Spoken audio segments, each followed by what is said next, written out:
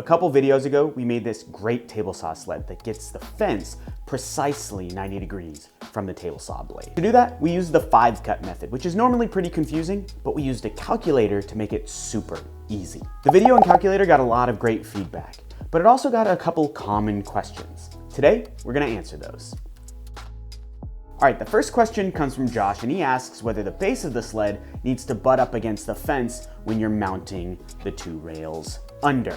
In that video, I suggested pushing the base up to the fence as a way to get the miter bars at the bottom reasonably parallel to the base. But the truth is, it doesn't actually need to be parallel at all. In fact, look at this. The miter gauge doesn't even have a base. It just has the miter bar and the fence. The only relationship that matters is the one between the miter slots, the blade, and the fence. No problem if you didn't use the fence to align the base and the miter bars. All right, the second question comes from Scott, and he asked if it's okay to have this kerf offset to one side or the other. As you can see, I put the kerf roughly in the center of my sled, but some sleds are actually purposefully offset. This is useful when you want to have a fence to cut longer pieces. This is useful when you have more space on one side of your table saw than the other, but you can offset it to either side, no matter what. Because remember, the only relationship that matters is the one between the fence and the blade and the miter bars, right? The base and where the fence is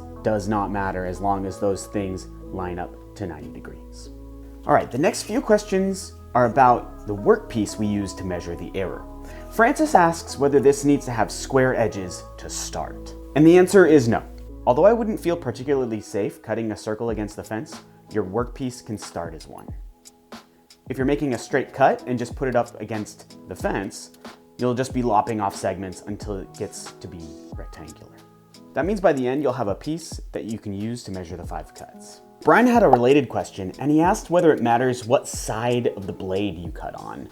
And actually, I'm not sure. Let's test it out together. As a science experiment, I created this simple sled with 2 runners, a base, and a fence that is clearly not 90 degrees from the saw kerf. This will help us see the difference.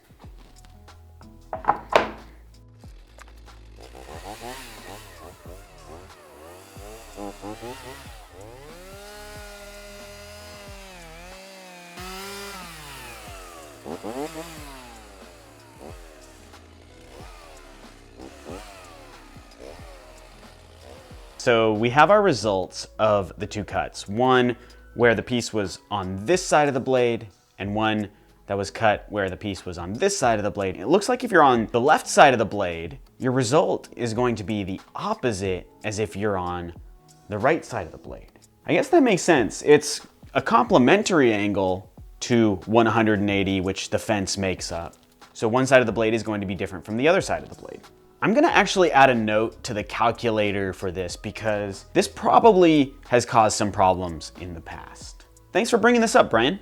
Now for the most common question I received. It comes from Artie and Shane and Jim and Dalid K and Zach Goes to Euro and 1 hour later. They all asked about this and that distance to the pivot screw.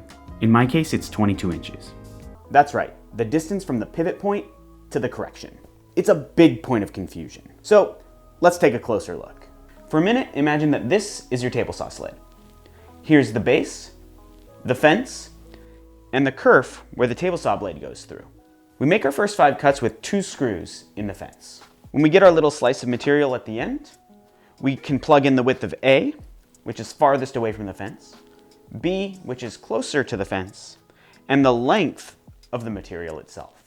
The last dimension that the calculator asks for is this arbitrary measurement called the distance from the pivot screw, one of these screws that we're going to leave in, all the way to wherever we're going to make the correction.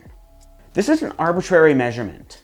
On my sled, it happened to be 22 inches. That's because I had 22 inches between the ends of my fence. Your measurement could be anywhere between the pivot point on one end, all the way to the other end of the fence. That said, it's always better to be as far away from the pivot point as possible. Let me show you why. Now bear with me for a moment as we go completely away from 90 degrees. It's much easier to see where we should take our correction with an angle that is not 90 degrees.